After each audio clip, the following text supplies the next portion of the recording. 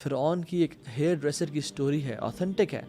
امام احمد نے اپنی مسند میں سے نریٹ کیا، اور امام طبرانی نے نریٹ کیا، ابن حبان نے نریٹ کیا، اور امام حاکم نے نریٹ کیا. وہ اس کی فرعون کی بیٹی کے بال کوم کر رہی تھی، اور وہ کوم کرتے کرتے اس کے ہاتھ سے نا وہ کوم گر گئی. اور فرعون کون تھا؟ جو کہا کرتا تھا کہ میرے علاوہ کوئی الہ ہے؟ قال انا ربکم الاعلی، میں سب سے بڑا رب ہوں اس کائنات کا. اس کی بیٹی کے بال کوم کر رہی تھی تو اس کے ہاتھ سے نا وہ کنگھی گری، تو اس نے کنگھی کو اٹھایا اور کہتی بسم اللہ. تو اس کی بیٹی نے پوچھا اللہ ربی، نعوذ باللہ، کہ اللہ یعنی میرا رب؟ فرعون کی بات کر رہی ہوں؟ کہتی نہیں، اللہ ربی و ربک، میرا رب اور تیرا رب اللہ، جو تیرے باپ کا بھی رب ہے. تو اس نے کہا یہ تم کیسے کہہ سکتے ہو؟ میرا باپ تو میرا باپ ہے، جو اس کے علاوہ کوئی الہ نہیں ہے.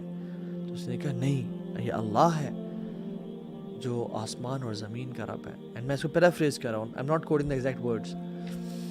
اور پھر اس نے ایگزیکٹ ورڈز کیا ہیں، وہ لڑکی چلی گئی اپنے باپ کے پاس، فرعون کے پاس، کہ ہماری جو ہیئر ڈریسر ہے، ہماری جو نوکر ہے، خادمہ ہے، غلام ہے، وہ آپ کے علاوہ کسی اور کو رب مانتی ہے. اس نے کہا بلاؤ اس کو، کون ہے، کس کی جرت کیا ہے؟ بلایا اور کہا کہ تم نے کیا کہا ایسے کہ میرے علاوہ کوئی رب ہے؟ کہتی ہے ہاں.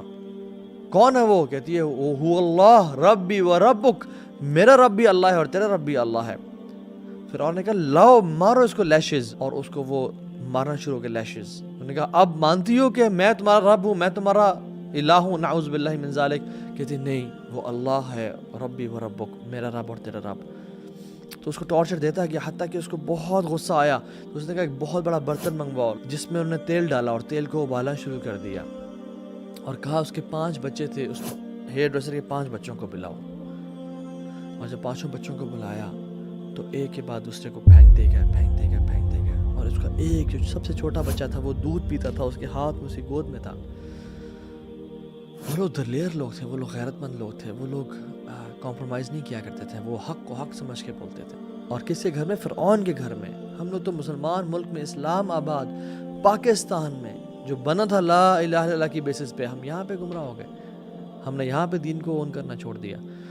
تو جب اس کا آخری بچے کو پھینکنے لگے، چھیننے لگے، تو اس کا دل نرم ہو گیا اور پگھل گیا اور وہ پھسلنے لگی. تو اللہ رب العالمین یثبت اللہ الذین آمنوا بالقول الثابت فی الحیات الدنیا والآخرہ، جو لوگ ایمان والے ہوتے ہیں نا، اللہ تعالیٰ ان کو تثبیت اور اسٹیڈ فاسٹنس دیتا ہے اور ہمت اور طاقت دیتا ہے.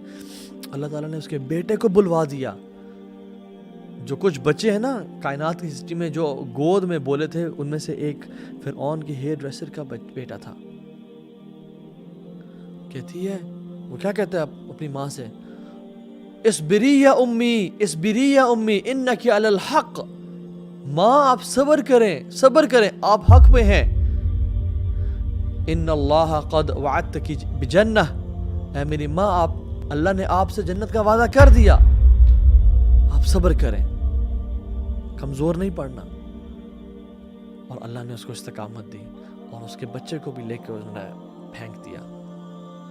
اور جب اس کی باری آئی تو وہ کہتی ہے فرعون، تیرے سے آخری ریکویسٹ ہے، تو مانے گا یا نہیں مانے گا وہ تیری مرضی ہے، لیکن میری طرف سے آخری ریکویسٹ ہے. اس نے کہا کیا؟ تو بول، میں مانوں گا. کہتی ہے کہ جب ہم سب جل جائیں اور مر جائیں اور ہماری ہڈیاں رہ جائیں، تو بس تو ایک کام کرنا، ہماری ہڈیوں کو ایک قبر میں اکٹھا کر دینا.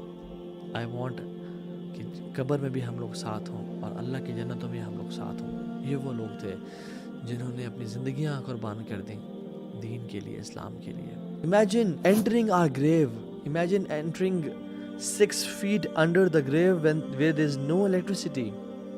There are no cash, no ATM cards, no designations, no 21st grade and brigadier and general یا chief of army staff یا PM or nothing. It is just your actions. گھر والے پھینک کے واپس چلے جاتے ہیں اور حساب کتاب کرتے ہیں کہ کتنا مال چھوڑ کے گیا ہے یہ، تاکہ ہم آپس میں تقسیم کر لیں، اور ہم لوگوں کا مال اکٹھا کرتے رہ جاتے ہیں. ان واقعات میں عبرت ہے، سوچنے کی باتیں ہیں، یہ صرف ٹائم پاس کے لیے نہیں ہے. سو آج ڈیسائیڈ کریں کہ ہم کتنی قربانی دینے کے لیے تیار ہیں اللہ تعالیٰ کے لیے.